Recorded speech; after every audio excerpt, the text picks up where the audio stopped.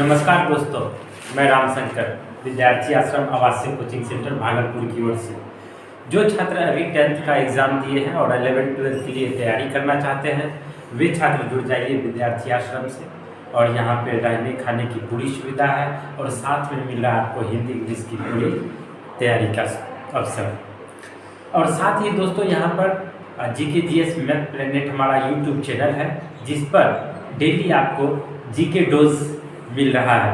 आप यहाँ पर नए नए टॉपिक को समझ सकते हैं और उसे सीख सकते हैं। आनंद सर के द्वारा कंटिन्यू इस पर वीडियो डाला जा रहा है और मैं भी अपनी तरफ से वीडियो बना के डाल रहा हूँ। मेरा सब्जेक्ट है इकोनॉमिक्स और ज्योग्राफी, और आनंद सर भी ज्योग्राफी और हिस्ट्री से डालते हैं, और सर मैथ का भी कुछ टॉपिक आप लोगों के लिए लेकर आएंगे।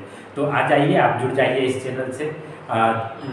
GK GS math planet YouTube channel है, जिसे आप लाइक करें और सब्सक्राइब करें और जुड़ जाइए। तो आइए, आज हम लोग कल पढ़े थे मुद्रा के प्रकार और मुद्रा के कार्य, और मुद्रा किसे कहते हैं ये हमने बता दिया था। आप पिछले वाले वीडियो देख करके उसमें सीख सकते हैं। आज हम बताते हैं कि मुद्रा से संबंधित कुछ क्वेश्चन इस प्रकार पूछे जाते हैं। जिसे पूछा जाता है कि मुद्रा की मात्रा बढ़ाने पर वस्तुओं के मूल्य में वृद्धि होगी या कमी होगी, या अपरिवर्तित रहेगा, या फिर कोई नहीं, इनमें से कुछ नहीं होगा। तो बताइए इसका जवाब क्या होगा? इसका जवाब होगा कि मुद्रा के मूल्य में भी वृद्धि होगी। अब इस बात को हम समझते हैं कि ऐसा क्यों होता है। इसका कारण है, एक अर्थशास्त्री थे फिशर, उन्होंने ही मुद्रा का परिमाण सिद्धांत नामक एक थ्योरी दिया था अर्थशास्त्र के क्षेत्र में, और उन्होंने बताया कि मुद्रा की मात्रा से तात्पर्य है अर्थव्यवस्था में जितना मुद्रा है, अर्थात किसी अर्थव्यवस्था में लोगों के पास जो कैश नगद है और व्यावसायिक बैंकों के पास जो रुपया है, सबको अगर मिला दे तो ये हमारा मुद्रा की मात्रा है।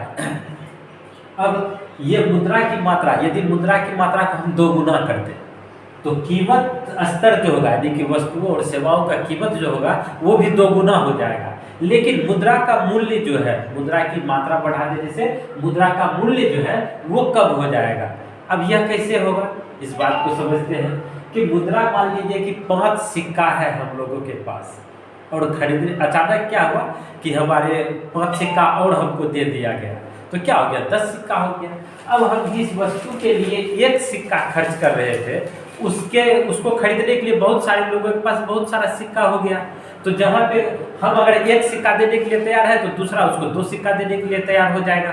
तो इस तरह से वस्तु का मूल्य क्या होगा, वो भी इंक्रीज हो जाएगा। लेकिन मुद्रा का मूल्य जो था, जो 1 रुपया में पहले एक वस्तु मिल जा रहा था, अब उस वस्तु के लिए हमको क्या करना पड़ा, 2 मुद्रा हमको 2 सिक्का देना पड़ रहा है। यानी कि मुद्रा का मात्रा अगर बढ़ेगा मार्केट में या बढ़ाया जाएगा तो वस्तु का मूल्य भी बढ़ जाएगा, लेकिन मुद्रा का वैल्यू जो है वह कम हो जाएगा।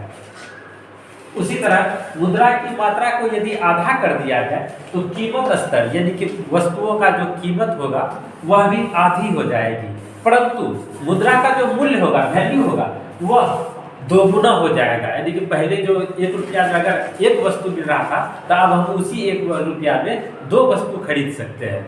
तो इस प्रकार के कुछ प्रश्न आ रहे हैं लगातार, बीपीएससी में भी आ रहा है, दरोगा में भी पूछा जा रहा है इस प्रकार के क्वेश्चन, और भी ग्रुप डी वगैरह से तो सीधा क्वेश्चन पूछ लेता है कि मुद्रा की मात्रा बढ़ाने से मुद्रा के मूल्य में कमी होगा। मुद्रा, ये भी क्वेश्चन पूछता है यहाँ पे कि मुद्रा की मात्रा बढ़ाने पर वस्तुओं के मूल्य में वृद्धि होगा, यानी कि सीधा संबंध है, मुद्रा का मात्रा बढ़ेगा तो वस्तु का मूल्य भी बढ़ जाएगा, मुद्रा की मात्रा घटेगी तो वस्तु का मात्रा भी घट जाएगा। लेकिन अगर मुद्रा क्या मात्रा और मुद्रा के मूल्य में पूछे क्या संबंध है, तो मुद्रा की मात्रा बढ़ेगी तो मुद्रा का मूल्य घटेगा। यहाँ देखिए नीचे की ओर साइन लगा हुआ है एरो, वहीं पर यदि मुद्रा की मात्रा घटेगी तो मुद्रा का मूल्य बढ़ जाएगा। इसका एक फिशर साहब ने एक फार्मूला ड्राइव किया था, जिससे कहते हैं, उन्होंने एक फार्मूला दिया, FV = PT। FV क्या है, मुद्रा की कुल पूर्ति। FV से तात्पर्य है मुद्रा की कुल पूर्ति, और PT से तात्पर्य है वस्तुओं तथा सेवाओं का। कहने का तात्पर्य है, फिशर साहब ने कहा कि अगर अन्य बातें समान हो तो एफ भी बराबर पी टी होगा। एफ भी मतलब मुद्रा की कुल पूर्ति और ये वस्तुओं का कुल मूल्य, जितना मुद्रा होगा उतना ही वस्तु खरीदा जाएगा, या फिर जितना वस्तु का कीमत होगा उतना मुद्रा की आवश्यकता होगी, इसीलिए एफ भी equal to P T square. F क्या है? प्रचलित मुद्रा की मात्रा, यानी कि जो मार्केट में भी चल रहा है, तो प्रचलित मुद्रा की मात्रा। भी क्या है? मुद्रा का चलन वेग। मुद्रा का चलन वेग क्या है दोस्तों? जैसे हम 10 रुपया का नोट लिए, 10 रुपया के नोट से एक बिस्किट खरीदे 10 रुपया का, ठीक है, लेकिन उस बिस्किट का मूल्य वास्तविक रूप से क्या होगा? 7 रुपया 8 रुपया दुकानदार खरीद के लाया होगा। फिर वह दुकानदार जहां से उस बिस्किट को खरीद के लाया होगा 10 रुपया ही है, लेकिन हम लिए 10 रुपया का सामान, फिर वो दुकानदार भी उस 10 रुपया को बेचेगा, खरीद कहीं पे कोई सामान खरीद के लाएगा। फिर अगला व्यक्ति भी, यानी कि अगर एक 10 रुपया 5 बार चला तो 50 रुपया उसका मूल्य हो गया, यानी कि इसी को कहते हैं मुद्रा का चलन वेग। P क्या है? सामान्य कीमत स्तर, और T क्या है? सौदों की कुल मात्रा, यानी कि वस्तुओं और सेवाओं की कुल मात्रा। तो इस प्रकार आप इन सवालों का जवाब दे सकते हैं। अब हम आशा करते हैं कि आप समझ गए होंगे। धन्यवाद।